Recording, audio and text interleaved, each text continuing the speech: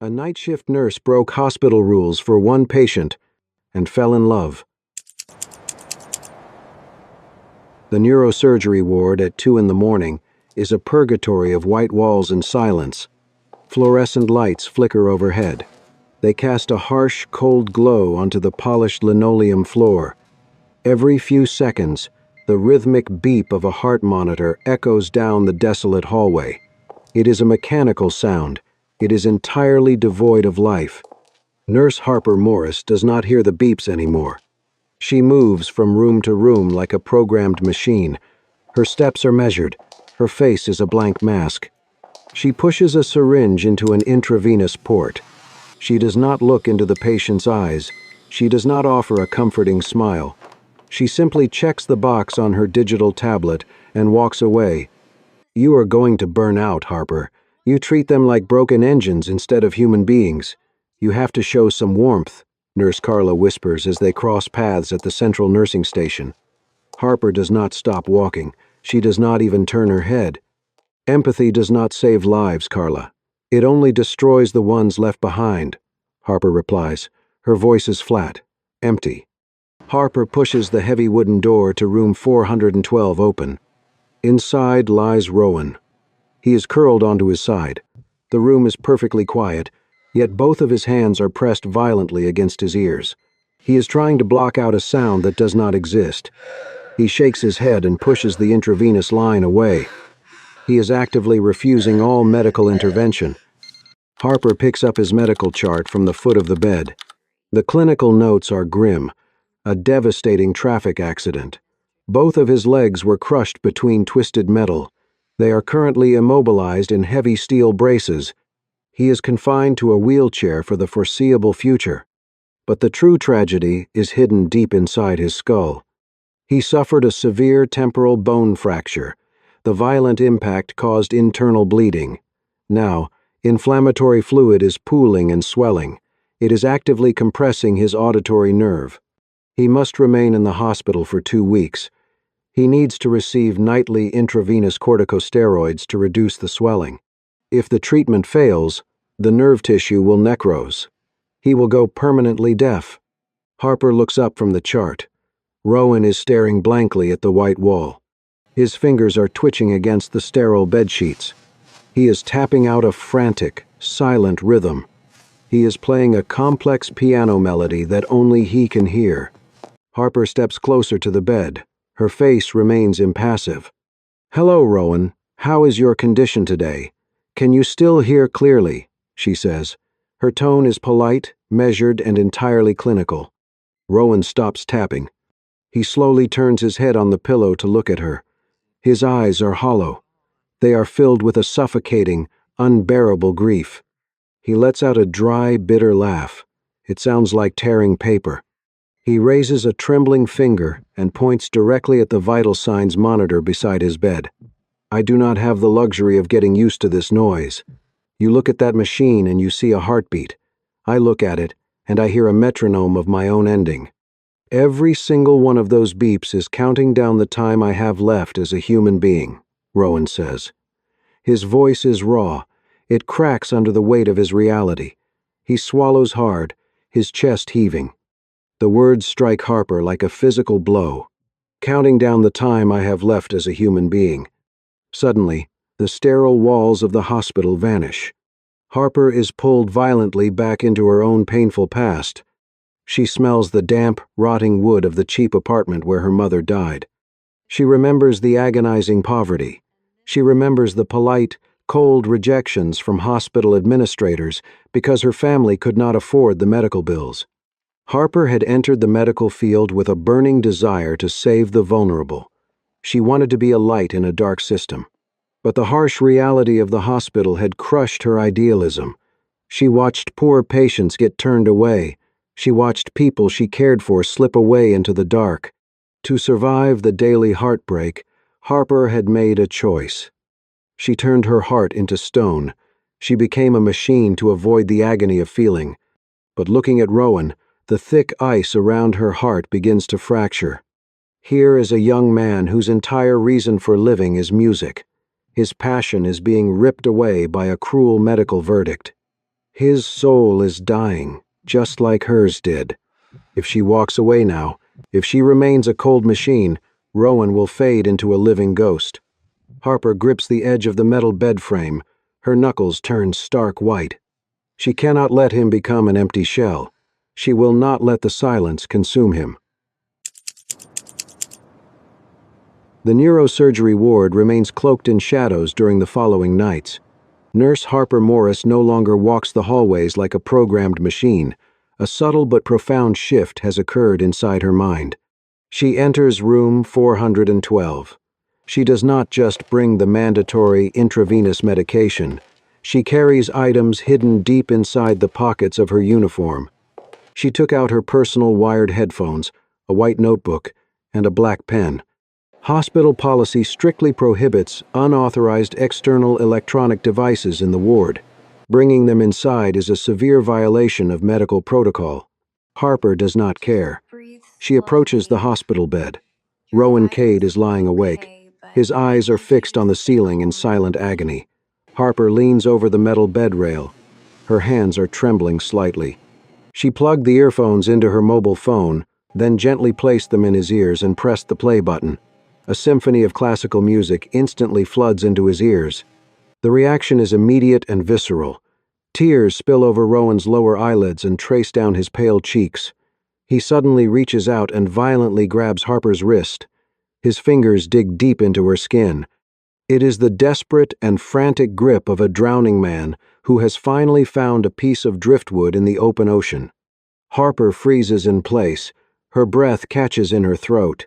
The frozen shield around her heart skips a beat. She does not pull her arm away. She stands quietly in the dim light and lets him hold on to her. Over the next few nights, Rowan used that little notebook and a music-making app on his phone. He begins to write a brand new musical composition. It is a frantic race against his own failing biology. He wants to finish one last masterpiece before he goes completely deaf. But the temporal bone fracture is unforgiving. The inflammatory swelling inside his skull increases. His residual hearing begins to fade into a distorted, muffled buzz. The beautiful melodies in his mind turn into chaotic noise. He hits a devastating creative wall. Absolute despair overtakes his fragile spirit. He rips the headphones off his head and throws them against the wall. He hurls the pen across the sterile room and pushes the notebook off his lap. It falls onto the polished linoleum floor with a dull thud. Harper stands near the doorway and watches the heartbreaking outburst. She walks over slowly. She bends down and picks up the fallen notebook. She looks at the chaotic and aggressive musical notes scribbled on the paper. "Are you writing about death? This melody sounds like you are completely giving up," Harper says. She looks directly into his defeated eyes. "Because my world is turning off. The silence is winning," Rowan replies. He drops his face heavily into his trembling hands. Harper steps closer to the edge of the bed. She reaches out and firmly grasps his right hand. She pulls his hand away from his face and places it flat against the hard cardboard cover of the notebook. She presses her own fingers over his knuckles. She begins to tap his hand against the book. Tap, tap, tap. It is a steady, undeniable rhythm. It perfectly matches the beating line on the vital signs monitor beside them. Your world is turning off, but you are still living. You have to add a heartbeat to this. You must write the rhythm of existence, Harper says. Her voice is soft but fiercely determined. Rowan slowly lifts his head from his chest. He looks at her in absolute shock. He cannot hear the tapping sound clearly, but he can feel the physical vibration of the rhythm traveling through his skin and bones. He stares at the woman standing beside him. He sees the intense fire burning behind her clinical mask. He slowly pulls the pen from her other hand. He looks down at the blank page and begins to write the music again, guided entirely by the steady rhythm of her touch. The hospital roof at 11 at night is a different world. The clinical smell of antiseptic is replaced by the crisp, cool scent of a city night. Above, the sky is a vast canvas of deep obsidian, dotted with thousands of shimmering stars. Harper is no longer wearing her sterile blue scrubs. She finished her shift an hour ago. Now, She wears a soft, oversized wool sweater and jeans. She looks less like a machine and more like a woman carrying a heavy secret. Earlier, she had walked past room 412 one last time. She did not stop. She did not speak. She simply leaned over and left a small, folded piece of paper on Rowan's bedside table. "The stars are beautiful tonight. 11 o'clock on the rooftop," the note had said. Rowan Cade arrives exactly on time. The elevator doors chime softly, and he rolls out onto the concrete terrace. He is maneuvering the heavy manual wheelchair by himself. His arms are strained, his breathing a bit heavy, but his eyes are alert. Harper is leaning against the metal railing, waiting for him. She smiles when she sees him. It is a real smile, slow and soft, reaching her eyes for the first time in years. This is their sanctuary. Here, the rules of the neurosurgery ward do not exist. Rowan rolls his chair up beside her. He pulls the crumpled notebook from his lap and rests it on the railing. The moonlight is bright enough for them to see the messy ink marks and the scribbled lyrics. Rowan begins to hum. His voice is raw and husky, a low vibration that carries through the quiet night air. He is testing the bridge of the song they started together. He stops, looking frustrated, his pen hovering over a sequence of low, melancholic notes. "This part is not working. It feels too heavy. It feels like the walls are closing in again," Rowan mutters. He rubs his temples, his brow furrowed in concentration, as he tries to hear the music through the fading filter of his hearing. "Do not use the low notes there. It reminds me too much of the cold rejections in the hospital lobby. It sounds like a door slamming shut. Reach for the high notes instead. Make it soar. Make it sound like a protest against the dark," Harper says. She leans over the wheelchair, pointing to the staff lines on the page. Rowan looks at her, then back at the paper. He scratches out the old notes. He writes new ones, higher and sharper. He hums the new melody. It is piercing and beautiful. It sounds like a bird trying to fly with a broken wing. Rowan works quickly now. He recorded a draft of the melody on his phone, then put the tracks together. The song is nearly finished. It is a haunting mix of his technical brilliance and her raw emotion. Rowan takes the headphones and places one side over his own ear. He holds the other side out toward Harper. She leans down, her hair brushing against his shoulder, and presses the ear cup to her head. The music plays. It is a soaring, defiant anthem. It captures the pain of the accident, the fear of the silence, and the strange, unexpected warmth of their late-night meetings. It is the best thing he has ever written. As the final note fades into the wind, Rowan does not look back at the notebook. He does not check the recording. He slowly turns his head to the side. Harper is still close. Her eyes are shimmering, reflecting the distant starlight. She looks at the city lights, her hand still resting near his on the armrest of the wheelchair. Rowan realizes in that moment that the most beautiful melody he has ever known is not in the headphones. It is not written in ink. It is the steady, quiet presence of the woman standing beside his wheelchair. She is the rhythm he was missing. She is the only sound he ever wants to remember. Harper turns to look at him, sensing his gaze. The air between them is thick with words they are both too afraid to say. The city hums far below them, but up here, in their private kingdom of stars and steel, the silence is finally peaceful. Daylight in the hospital is brutal. It strips away the romantic starlight of the rooftop and replaces it with the cold, sterile reality of white linoleum and the smell of industrial bleach. The hallway outside room 412 is a chaos of activity. Nurses rush past with clattering metal carts. Pagers beep incessantly. The impersonal overhead speakers summon doctors to distant wings. Inside the room, Harper Morris stands by the intravenous pole. She checks the bag of high-dose corticosteroids. It is nearly empty, but the medical charts tell a grim story. The swelling inside Rowan's skull is not receding.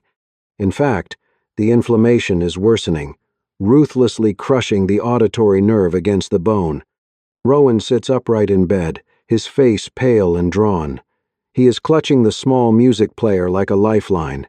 He pulls the headphones over his ears, desperate to hear the defiant anthem they finish together. He presses play, but music does not come out. Instead, a cacophony of distorted screeches and metallic static floods his head. The swelling has turned his masterpiece into a nightmare of discordant noise. Rowan winces in physical pain. He cranks the volume to the maximum setting, his hands shaking. The sound only becomes more jagged, more broken. It sounds like a radio station lost in a violent storm. The frustration boils over into a raw, primal explosion. Rowan rips the headphones off and flings them across the room. With a violent sweep of his arm, he sends the lunch tray crashing to the floor. Soup splashes against the wall, and his precious notebook slides into the mess. It is meaningless. The song is broken. I cannot even hear my own final work. Everything is gone, Harper. Everything, Rowan screams. He slams his eyes shut, his chest heaving with ragged sobs of pure helplessness.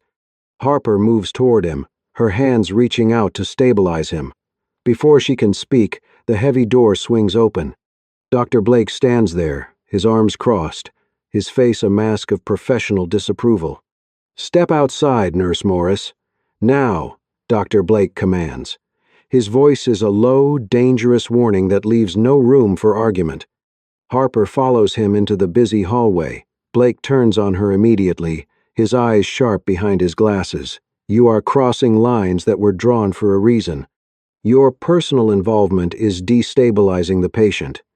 You are an instrument of medicine, Harper, not a therapist. Back off before you cause permanent psychological damage." Before Harper can defend herself, a young woman rushes toward them. It is Maya, Rowan's younger sister. Her eyes are red from crying, and she looks exhausted. She stops in front of Harper, her hands trembling. "Please, just stop. My brother is losing his world, and you are giving him these illusions. You are making him think there is a way back when the doctors say there is not. You are being cruel, not kind.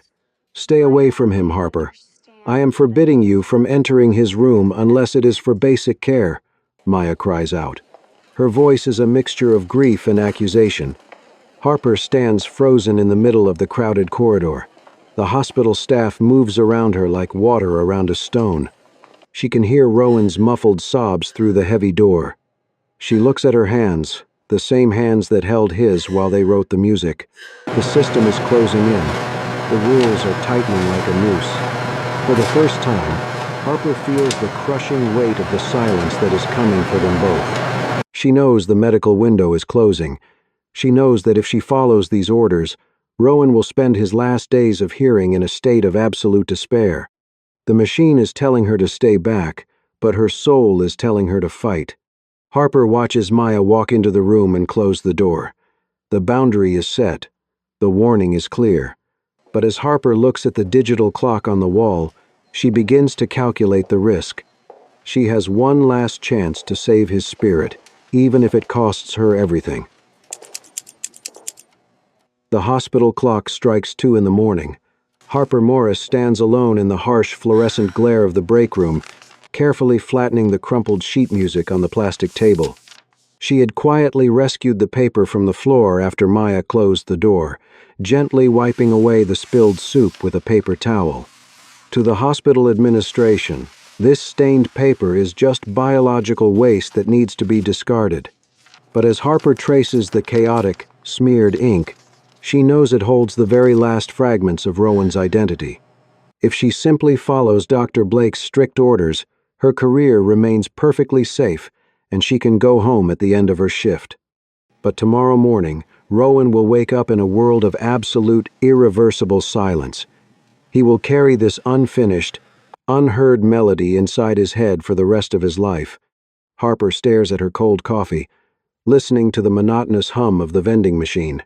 The sterile smell of the room suddenly reminds her of the rundown apartment where her mother died, and the polite, clinical rejections they received from hospital administrators. She had spent years building a professional wall to survive the grief of this job, but she realizes she is slowly becoming part of the indifferent machine she used to hate. She reaches into her uniform pocket, her fingers brushing against her heavy security access badge. She does not need to smuggle a critical patient through a dangerous underground tunnel, but she is about to cross a professional line she can never uncross. Just down the corridor in the physical rehabilitation wing lies a specialized audiology testing room. It is equipped with a high-fidelity vibroacoustic soundboard designed for severe hearing loss. The room is strictly locked and off-limits until the morning therapy staff arrives, and accessing it without a physician's direct order is grounds for immediate termination. He deserved one last moment that belonged to him, Harper whispers to the empty room. Her voice is no longer flat or clinical. It is grounded in a quiet, unwavering resolve. She steps out of the lounge and sends a quick, vague text message to Nurse Carla, asking her to cover the nursing station for 20 minutes. She walks quickly down the dim hallway and pushes the heavy wooden door to room 412 open. Rowan is lying awake in the dark, his red eyes fixed blankly on the ceiling in complete despair. Harper steps up to his bed, pulls the heavy hospital blankets over his immobilized legs, and firmly releases the metal brakes on his wheelchair. "We are going for a very short walk down the hall, Rowan," Harper says quietly, leaning down so he can read her lips in the shadows. "I need you to trust me, and I need you to be completely silent." Harper carefully helped him into the wheelchair, gently moving him and pulling the IV stand along with him. She pushes Rowan's wheelchair out of the room and rolls him smoothly down the quiet corridor toward the physical rehabilitation wing. She swipes her security badge at the restricted door, fully aware that the digital system will record her unauthorized entry. She wheels him into the specialized vibroacoustic testing room. She does not throw a deadbolt or lock them inside, but she pushes the heavy door firmly shut to block out the mechanical beeps of the hospital. The clinical space is instantly plunged into a deep, insulated quiet. She pulls his smartphone from her uniform pocket. It contains the rough audio mix they had layered together using a mobile composing application. She connects the device directly to the clinical soundboard, routing the audio into the specialized tactile transducers built into the testing chair. She carefully places the heavy diagnostic headphones over his ears and adjusts the low-frequency resonance. Harper takes a deep breath and presses the play button on the glowing screen. For the first time in days, the music reaches him in a form his failing body can actually recognize. The deep bass notes travel through the acoustic equipment, sending steady, rhythmic vibrations directly into his bones. Rowan gasps softly as the physical sensation of his own melody washes over him. He closes his eyes tightly, and hot tears immediately spill over his eyelashes, tracing down his pale cheeks. The room translates the lost sound into something much larger than hearing alone, anchoring him to the music he thought was gone forever. Harper stands quietly beside the control panel, watching the heavy tension finally leave his shoulders. She knows the hospital administration will discover this blatant breach of protocol by morning. But seeing the quiet, profound peace on his face makes the inevitable consequence feel entirely insignificant. As the final vibration fades into the padded walls, Rowan sits perfectly still in the quiet room. He slowly opens his eyes, his hands trembling slightly as he reaches out to grasp her hand. He holds onto her fingers with a gentle, grounding strength. "Thank you. I thought I was losing the last part of myself, but you gave it back to me for one night," Rowan whispers. His voice is ragged, filled with a profound and quiet gratitude. The morning sun blazes through the blinds of the hospital administrative office. The natural light is harsh and entirely unforgiving. Harper Morris sits perfectly still across from Dr. Blake and a human resources representative. A laptop screen displays the security camera footage from the previous night. It clearly shows Harper swiping her access badge at the restricted physical rehabilitation wing. She is wheeling a critical trauma patient into an unauthorized therapy room. Dr. Blake looks at her, his expression more tired than angry. "You bypassed medical protocol and used unapproved therapeutic equipment on a vulnerable patient. You crossed a dangerous professional line, Harper," he says quietly. Harper does not offer an excuse. She does not deliver a dramatic speech about saving a soul. She simply nods and accepts the formal disciplinary paperwork slid across the desk. She is suspended indefinitely, pending a full medical board review. To avoid a drawn-out investigation, she quietly resigns later that week. She packs her locker and walks out of the sliding glass doors for the last time. The brutal reality of the medical world does not allow for magical reversals.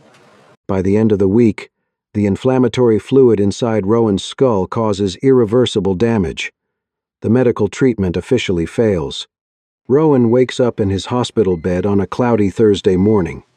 He looks at the vital signs monitor beside him, watching the green lines spike up and down on the digital screen. He cannot hear the steady, mechanical beeping. The silence, when it finally settles over his world, is not dramatic or chaotic. It is total. Rowan stares at the empty room, feeling the heavy weight of his new reality.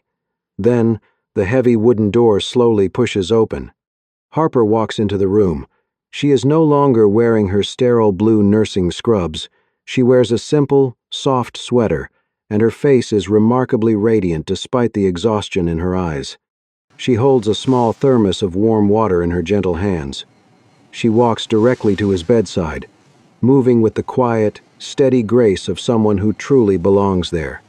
She is no longer his assigned medical provider. She has chosen to stay by his side through these incredibly dark days, acting with the fierce and unconditional devotion of a family member. She gently places the warm thermos into his trembling hands. She sits on the very edge of his hospital bed and offers a soft, reassuring smile. His world is permanently quiet now, but the physical warmth radiating from the thermos and the quiet presence of the woman sitting beside him tells him he is not entirely alone in the dark. 2 full years have passed since that long night in the neurosurgery ward. The late afternoon sun pours through the windows of a small, cluttered apartment. The golden light bathes the living room in a warm and peaceful glow. A worn wooden piano sits proudly beside the glass door. The song they finished together never became a massive global phenomenon. It was quietly uploaded to an independent music forum, where it found a small, deeply dedicated community of listeners. Rowan Cade is permanently deaf. He relies heavily on a sturdy metal cane to walk, and the dull ache in his healing legs is a daily reality. But he absolutely refused to abandon his piano. He learned an entirely new way to compose his music. He presses his palms flat against the wooden piano, feeling the deep physical vibrations of the heavy chords. He uses visual composing software to map out the melodies his body can still feel. Harper also found a different path after losing her acute care career. She now works a modest patient support role at a local community clinic. She spends her days helping vulnerable people navigate the complicated medical system, finding the exact warmth she used to hide. The front door of the apartment unlocks with a soft click. Harper walks into the quiet living room after a long, exhausting shift. Rowan is sitting on the piano bench with his back facing the entrance. He does not hear the heavy door close. He does not hear her soft footsteps on the hardwood floor. His hands are moving steadily across the black and white keys. Harper walks up behind him and gently rests her hand on his right shoulder. Rowan startles slightly, but his tense shoulders instantly relax as he recognizes her familiar touch. He turns around and pulls her down to sit beside him on the narrow bench. He looks at her face, tracing the tired lines around her eyes with a gentle smile. "I still miss sound every single day," Rowan says. His voice is deep and carefully measured as he watches her eyes. "I just do not feel alone in the silence anymore." Harper smiles, leaning her head comfortably against his broad shoulder. They sit together in the quiet room, letting the fading sunlight wash over them. Some losses do not get reversed. They simply become easier to carry when someone chooses to stay. Some losses do not get reversed. They simply become easier to carry when someone chooses to stay. Thank you for watching this journey. If Harper and Rowan found a place in your heart today, please leave a comment below. Tell me what part of their story you felt the most. Do not let the silence win. Subscribe to the Soul Stirring Stories channel and hit the notification bell. We bring you grounded, emotional tales every single week. Your support helps us share more moments of quiet resilience. Until next time, keep writing your own beautiful melody.